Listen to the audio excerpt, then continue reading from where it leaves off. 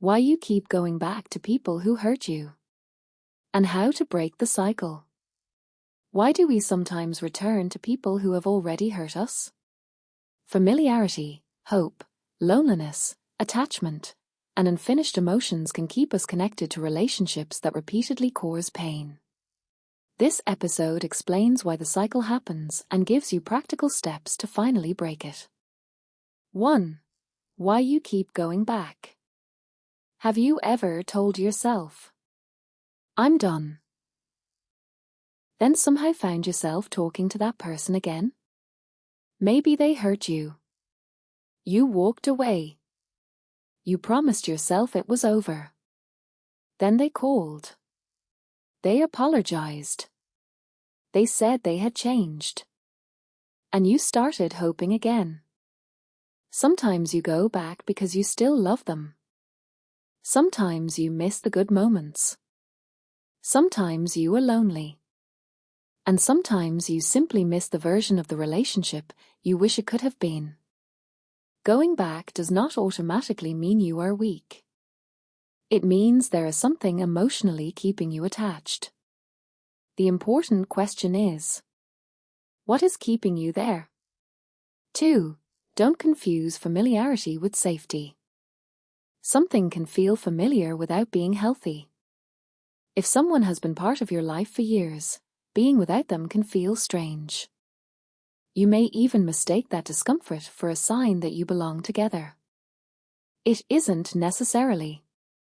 Your brain often prefers what it knows, even when what it knows is painful.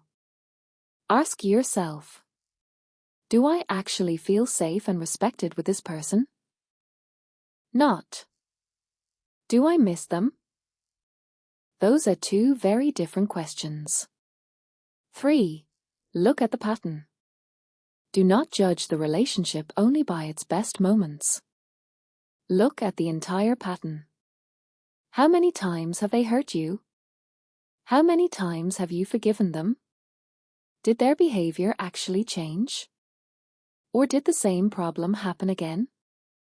A good weekend does not erase months of disrespect.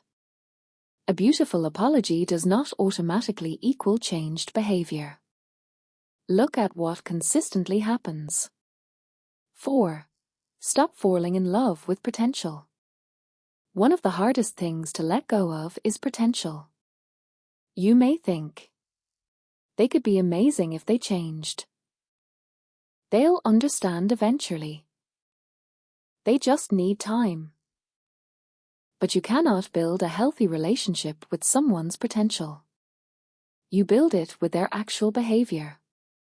Pay attention to who they are today, not who you hope they will become. 5. Separate missing someone from needing them. You can miss someone and still know that they are unhealthy for you. You can love someone and still choose distance. You can remember beautiful moments without returning to the relationship. Missing someone is an emotion. It is not an instruction. You do not have to act on every feeling you experience. 6. Write down what actually happened. When you feel lonely, your brain may remember the good moments and forget the painful ones. Write down the truth. What happened? How did you feel? What behavior hurt you? What did you tolerate? How many times did the same problem happen? Keep the list somewhere you can read it when nostalgia starts rewriting history. 7. Give yourself time before contacting them. When you feel the urge to call or message them, wait. Give yourself 24 hours. During that time, do something else. Go for a walk. Call a friend. Exercise. Write down what you want to say. Then ask yourself, will contacting this person actually improve my life?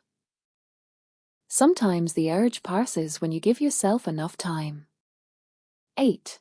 Build a life that does not revolve around them. Breaking an emotional cycle becomes much easier when your world becomes bigger. Reconnect with friends. Learn something new. Exercise. Work towards a personal goal. Travel if you can. Create new routines. The more fulfilling your life becomes, the less you need one person to provide all your emotional stimulation. 9. Stop measuring love by how much pain you can tolerate. Love is not proven by how much disrespect you can survive. You do not have to keep suffering to prove that you care.